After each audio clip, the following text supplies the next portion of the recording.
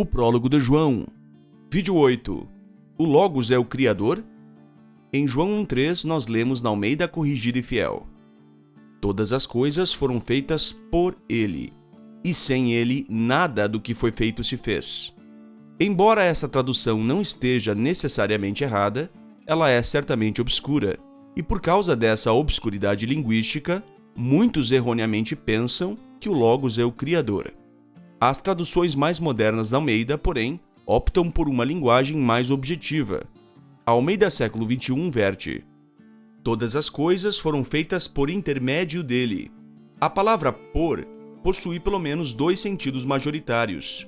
Assista a este breve vídeo que nos servirá de exemplo.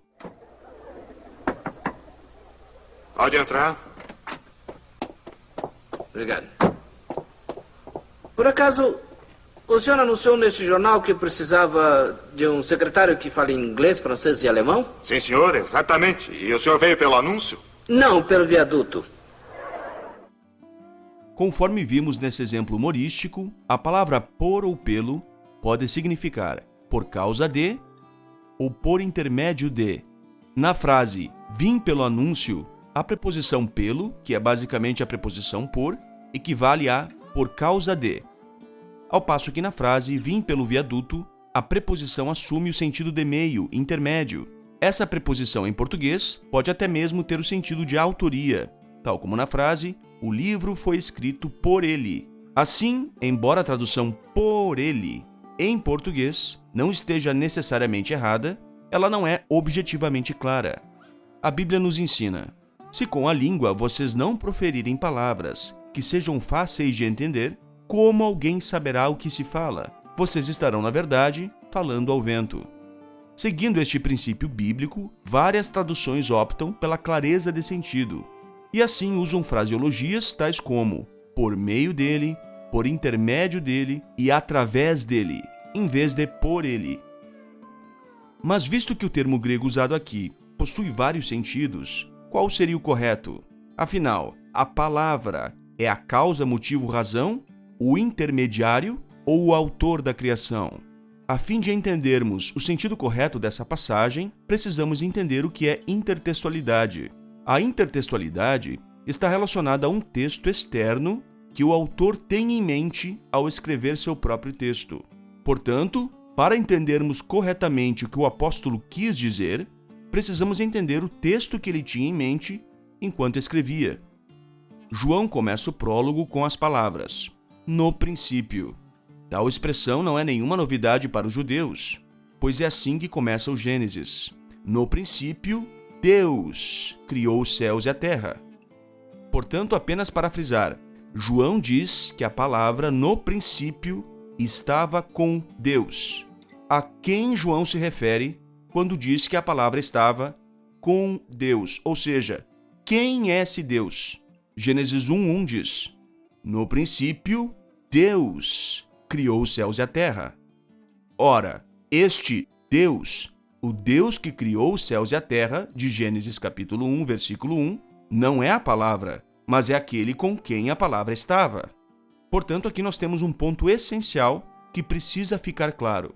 O Deus criador de tudo, descrito em Gênesis, é identificado por João como sendo não a palavra, mas aquele em cuja presença a palavra estava.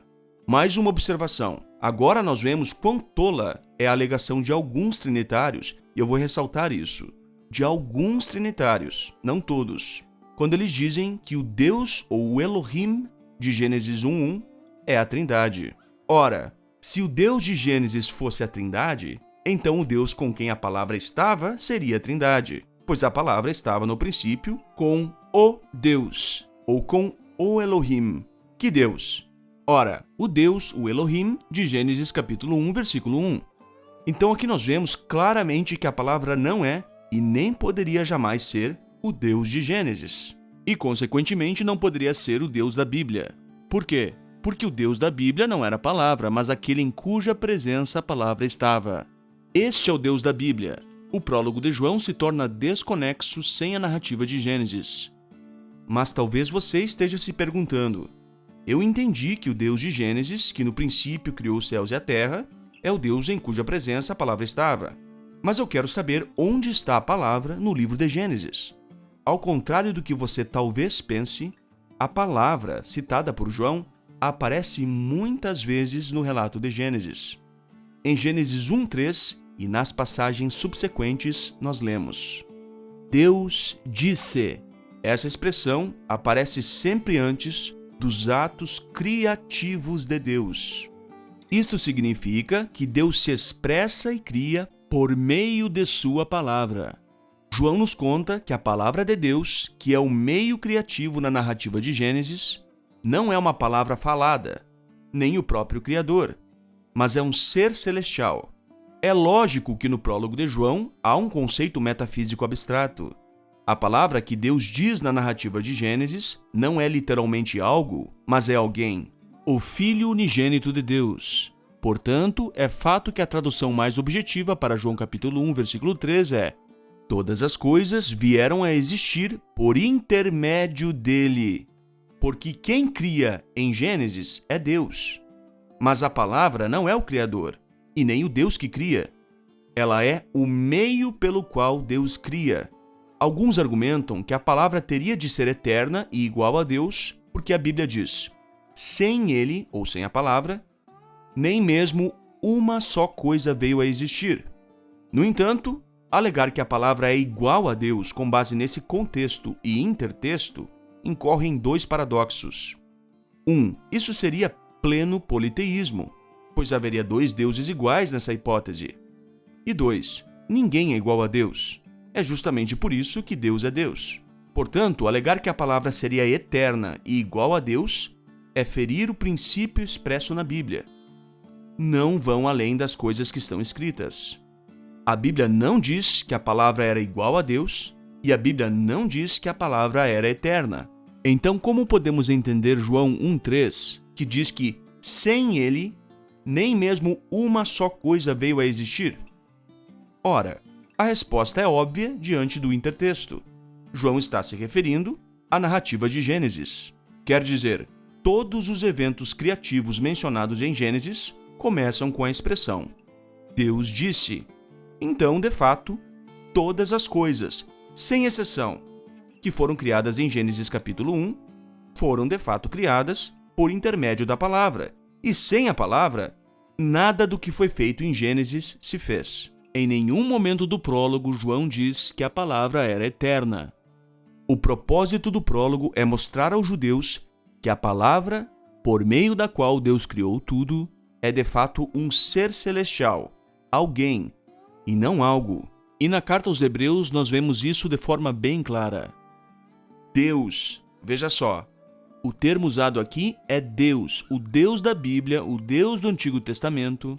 Deus falou-nos nesses últimos dias pelo Filho, ou por intermédio do Filho, a quem constituiu o herdeiro de tudo, por quem, ou por intermédio de quem, fez também o mundo, segundo Almeida Corrigida Fiel. Mais uma vez, uma referência à narrativa de Gênesis. Atente ao verbo fez. Quem é o sujeito desse verbo? Sem dúvidas, o sujeito é Deus, pois quem é que fez o mundo? Deus. Então, Deus é o sujeito desse verbo. Agora note as palavras por e pelo.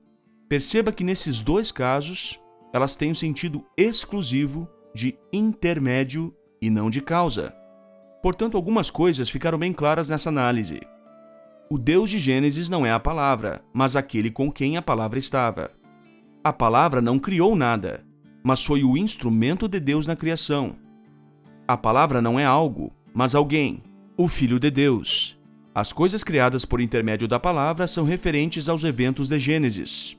E João não disse em nenhum momento que a palavra era eterna e igual a Deus. O próximo vídeo, intitulado O Deus Unigênito, será o último, mais decisivo e importante dessa série.